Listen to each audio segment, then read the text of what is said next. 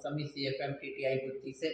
जैसा कि मैंने पिछले वीडियो में आपको बताया था कि हमने हेड फिट कर कर बाकी सारी चीज़ें फिट कर ली थी, तो आज हम इस फिल्टर को फिट कर रहे हैं यहाँ पर। अब देखेंगे ये लुब्रिकेशन ऑयल के लिए ये फ़िल्टर लगाया जाता है इसमें। तो ये फ़िल्टर हम यहाँ पर इस तरह से फिट कर लेंगे।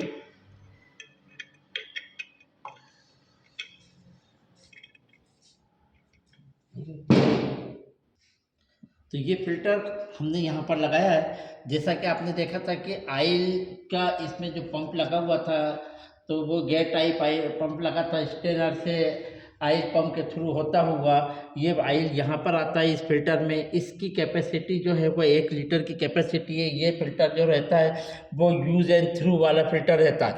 इसके बाद यहाँ से फिल्टर होता हुआ ऑयल इस गैलरी से होता हुआ इस मेन गैलरी में आ जाता है। ये मेन गैलरी है ऑयल की। ये मेन गैलरी से ऑयल जो लुब्रिकेशन ऑयल है वो यहाँ से इसके मेन जर्नल पर, क्रैंक के मेन जर्नल पर जाता है और मेन जर्नल से क्रैंक पिन को लुब्रिकेट करता है। तो इसकी जो कैपेसिटी रहती है ऑयल की, जो कैपेसिटी है सम की कैपेसिटी 5 लीटर की रहती है। इसमें हम जो ऑयल डालते हैं वो सर्दियों के दिनों में S30 और 40, गर्मियों में 40 डालते हैं और उसमें 30 नंबर डालते हैं ऑयल हम। तो इस तरह से इसका लुब्रिकेशन सिस्टम इस होता है। और लुब्रिकेशन होता हुआ जब हम लुब्रिकेशन सिस्टम को ओके तभी मान सकते हैं कि जब हमारा लुब्रिकेशन इन पोजीशन पर, ये टॉप पोजीशन है यहाँ हमारा ऑयल पहुंच गया है तो हमारा लुब्रिकेशन सिस्टम ओके है। हम गेज को देखकर ये नहीं मान सकते कि हमारा लुब्रिकेशन सिस्टम ओके है, क्योंकि गेज गलत भी बता सकता है, ठीक है ना। क्योंकि गेज हमारा क्या है, यहाँ से लगता है मेन गैलरी से जाता है, इसलिए वहाँ प्रेशर बता देगा। इसका न्यूनतम प्रेशर जो रहता है इस ट्रैक्टर का, ये HMT 2511 का इंजन है, तो इसका जो रहता है न्यूनतम प्रेशर जो रहता है 0.6 रहता है। और इसका अधिकतम प्रेशर जो रहता है वो इसका जो अधिकतम प्रेशर रहता है वो 2.2 से लगा के 4 किलोग्राम पर स्क्वायर सेंटीमीटर के करीब इसका प्रेशर रहता है। तो ये चीज़ को आप इस तरह से देख सकते हैं। ये लगा हुआ है यहाँ पर, ये पूरा फिल्टर इस तरह से होता हुआ जाता है और इस तरीके से इसका लुब्रिकेशन सिस्टम होता है। अब हम इसके कूलिंग सिस्टम के बारे में आपको बताते हैं कि कूलिंग सिस्टम में इसका क्या है कि एक रेडिएटर लगा रहता है, एक पंप लगा रहता है, होस पाइप रहता है। रेडिएटर में अपर टैंक रहता है, लोअर टैंक रहता है। रेडिएटर में एक कैप रहता है जो 7 PSI का रहता है। उस रेडिएटर कैप में 2 वाल्व रहते हैं, एक वैक्यूम वाल्व रहता है और एक प्रेशर वाल्व रहता है। तो इस तरह से जब हम इसको, ये जो पंप है, ये पंप देखना है आप, ये इसमें एक इम्पलर लगा हुआ है, ये इम्पलर लगा है, यही इम्पलर पानी को सप्लाई करता है। इसकी जो कैपेसिटी रेडिएटर को और विथ ब्लॉक की कैपेसिटी है वो 7.5 लीटर है। इसके 7.5 लीटर की कैपेसिटी रहती है। और ये इस तरह से पानी को यहाँ के हम इसको लगा के बताते हैं आपको किस तरीके से।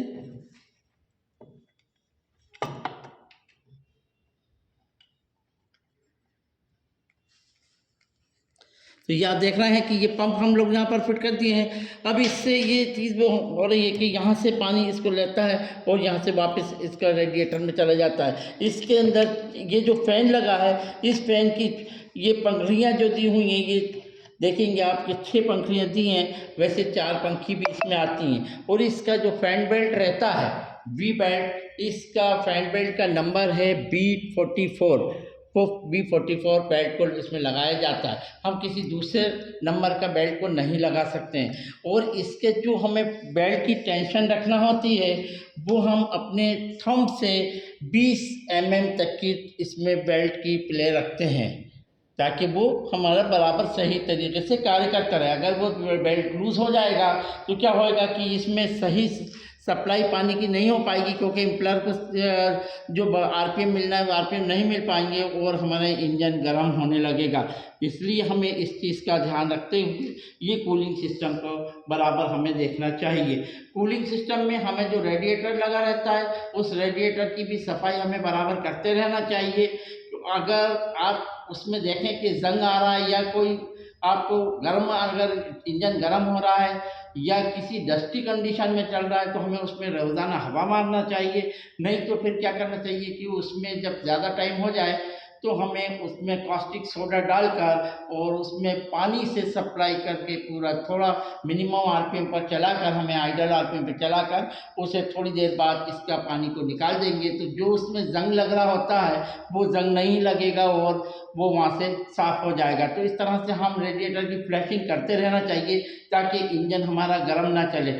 इसका जो वर्किंग टेम्परेचर रहता है वो वर्किंग टेम्परेचर इसका, इस इंजन का 80 डिग्री से 95 डिग्री तक के रहता है। यानी कि मैं आपको बताता हूँ,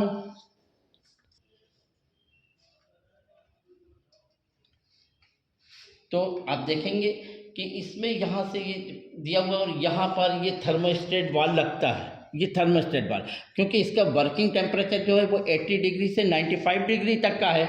तो ये चीज़ मैं आपको बताऊं कि ये जब यहाँ पर आता है तो ये इसमें ये वैक्स टाइप थर्मोस्टेट बाल है डबल एक्टिंग, और ये थर्मोस्टेट बाल 80 डिग्री से खुलना शुरू होता है। ये यहाँ पर खुलता है 80 डिग्री से और उसके बाद 95 डिग्री तक ये पूर्णतः खुल जाता है, जिससे कि पानी की सप्लाई होती है। अगर इसको ये ख़राब हो जाएगा तो क्या होगा कि ये खुलेगा नहीं, तो पानी वैसे ही और ज़्यादा इंजन गर्म होने लगा, क्योंकि इंजन का पानी रेडिएटर की तरफ नहीं जाएगा।